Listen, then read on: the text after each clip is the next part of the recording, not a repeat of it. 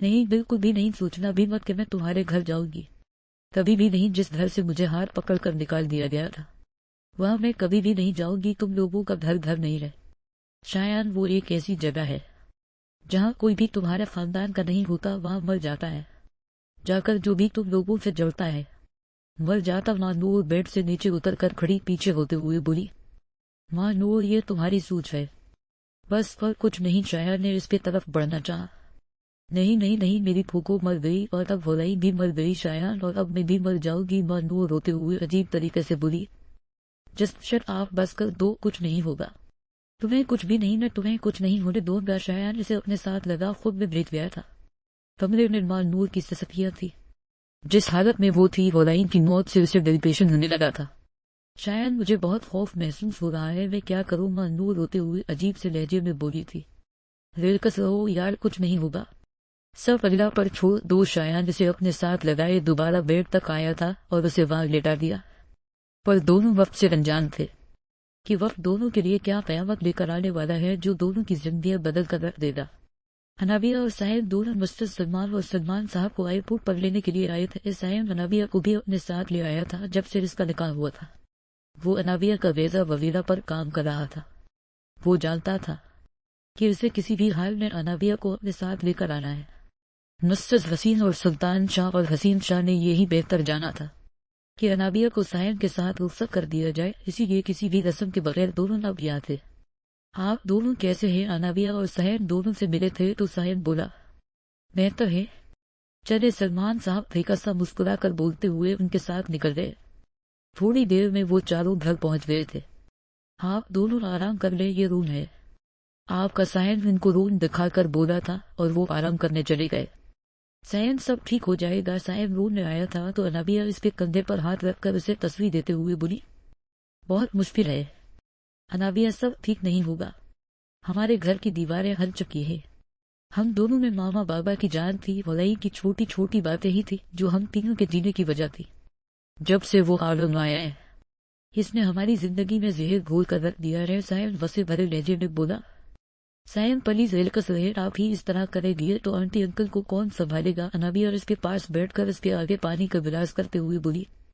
Thank you Anabia, پتہ نہیں اگر تم نہ ہوتی تو میں اتنا بھی خود کو نہ سنبھال پاتا۔ وہ پانی کا گھونٹ بھرنے کے بعد سائڈ پر رکھتے ہوئے اس کے چہرے کو تام کر پیار سے بولا، میں نہ ہوتی تو کوئی اور ہوتی۔ انابیہ مسکرائی، کوئی اور کبھی بھی نہیں ہوتی کیونکہ اللہ تمہیں لکھ چکا تھا میری زندگی میں۔ وہ اس کے چہرے کو پیار سے تھامے اس کے ماتھے پر لب رکھے بول کر اسے اپنے ساتھ لگا لیا۔ انابیہ نے بھی سکون سے رنگوں کو مونڈ لیا تھا۔ کھانا کھا لے زیر رات کو لیٹ آیا تو زمین باہر صوفے پر بیٹھی اس کا انتظار کر رہی تھی جو اپنے ہی دھیان سے اوپر جانے لگا تھا۔ حیرانی سے اس کی طرف دیکھنے لگا، تم میرے انتظار میں ہو؟ آپ کھانا کھائے لیے یا کھا کر آئے ہیں؟ زمین اس کی بات کو اگنور کرتے ہوئے عام سے لہجے میں بولی، نہیں میں بس 5 منٹ میں آیا، تم کھانا لگا دو۔ زین اس کی طرف دیکھتے ہوئے مسکرا کر بولا اور اوپر کی طرف چلا گیا۔ زین جب نیچے آیا تھا زمین نے کھانا لگا دیا تھا۔ آپ بیٹھ کر کھا لے، میں کافی بناتی ہوں، زمین بول کر جانے لگی۔ تم نے کھانا کھایا؟ زین سوالیہ انداز میں بولا۔ جی کھا لیا تھا، زمین ہاتھوں کو مسلاتے ہوئے سر کو جھکا کر بولی۔ مجھے کھانا ڈال دو، زین اس کی طرف دیکھتے ہوئے بولا، جس پر زمین نے سر کو اٹھا کر اس کی طرف دیکھا اور چپ چاپ اس کے لیے سالن ڈالنے لگی اور اس کے آگے رکھنے کے بعد جانے لگی۔ زمین بیٹھ کر کھانا کھاؤ، زین اس کی طرف دیکھتے ہوئے بولا۔ نہیں کھا، نہیں تم نے نہیں کھایا اسی لیے کہہ رہا ہوں، کھانا کھا لو، زین بولا تو زمین چپ چاپ بیٹھ گئی۔ سب ٹھیک ہے؟ پریشان کیوں ہو زمین؟ زین کھانا کھاتے ہوئے اس کی طرف دیکھتے ہوئے بولا، جو پریشان سی تھی جب بھی وہ پریشان ہوتی تھی اسے کسی سہارے کی ضرورت ہوتی تھی اور وہ سہارا ہمیشہ سے زین ہی رہا تھا۔ کچھ نہیں، بس مجھے بھوک نہیں ہے، زمین 2 نوارے کھانے کے بعد بولتے ہوئے الف لپ 6 سیٹیں 2 چشمی لے گئی۔ زین اسے جاتے ہوئے دیکھتا رہا اور پھر کھانا کھانے کے بعد چیزیں اٹھا کر کچن کی طرف گیا جہاں زمین تھی۔ کیا بات ہے زمین، بتاؤ مجھے؟ زین اس کے پیچھے کھڑا پیار بھرے لہجے میں بولا تھا۔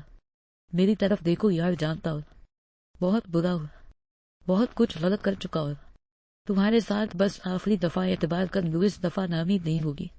تم زینا کے کندھے پر ہاتھ رکھتے ہوئے نرم لہجے میں بولا۔ آپ کی کافی، زمین اس کے آگے کافی رکھتے ہوئے ہوتے وہاں سے جانے لگی۔ زمین پلیز شیئر کرو مجھ سے، زین اس کے آگے کھڑا ہو گیا تھا۔ زین کچھ نہیں ہے بتانے کو، زمین لب بھیجے بول کر جانے لگی۔ تمہاری آنکھیں کچھ فرق بول رہے ہیں۔ پیچھے سے زین کی آواز آئی تو زمین کے جاتے قدم روک گئے۔ آنکھیں جھوٹ بولتی ہیں، زین دعویٰ دے جاتی ہے۔ یہ آنکھیں ان پر یقین مت کرے، زمین اس کی طرف رخ کرتے ہوئے بولی اور پھر وہاں سے نکلتی چلی گئی۔ جب ہمیں لگتا ہے سب ٹھیک ہو رہا ہے، پھر سے طوفان ہمارا منتظر ہوتا ہے۔